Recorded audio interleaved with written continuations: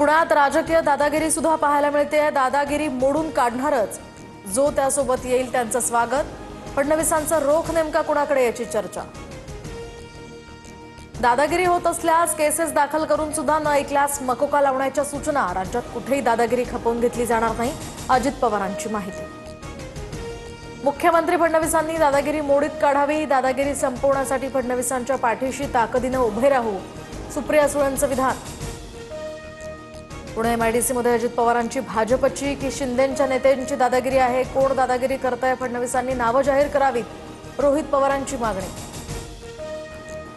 महाराष्ट्राचा सीएम हिंदी कशी आणता येईल याचा विचार करतात, राज ठाकरेंची टीका। उद्योगांसाठी जमिनी विकू नका, पार्टनर व्हा, राज ठाकरेंचं आवाहन।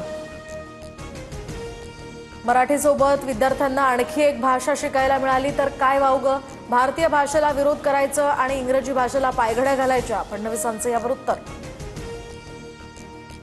प्रकल्पाला विरोध केल्यास अर्बन नक्षलीच्या नावाखाली अटक करणार असा कायदा। एकदा अटक करून दाखवाच, मराठी माणसाचा सन्मान राखूनच उद्योग आणावे लागतील, राज ठाकरेंचं विधान।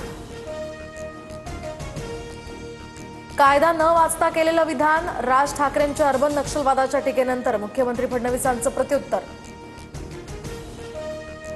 पुण्याच्या यवतमधील घटनेनंतर शरद पवारांचा मुख्यमंत्र्यांना फोन। राज्यात धार्मिक तेढ निर्माण करणाऱ्यांवर कारवाईची मागणी। दरम्यान शरद पवारांची फडणवीसांकडे मागणी।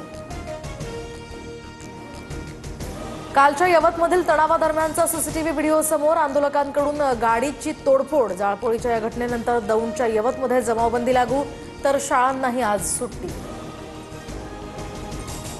कुणीही कायदा हाती घेऊ नका, शांतता राखा, आक्षेपार्ह स्टेटस ठेवणाऱ्यांवर आता कारवाई होणार, फडणवीसांचा इशारा। तर अफवांवर कुणीही विश्वास ठेवू नका, अजित पवारांचं आवाहन।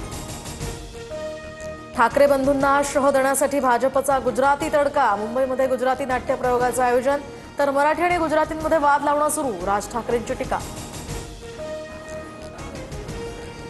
पैशांवर निवडणुका जिंकण्याचा उद्योग महाराष्ट्रात सुरू। पनवेलमधील शेकापच्या मेळाव्यात राज ठाकरेंचं विधान।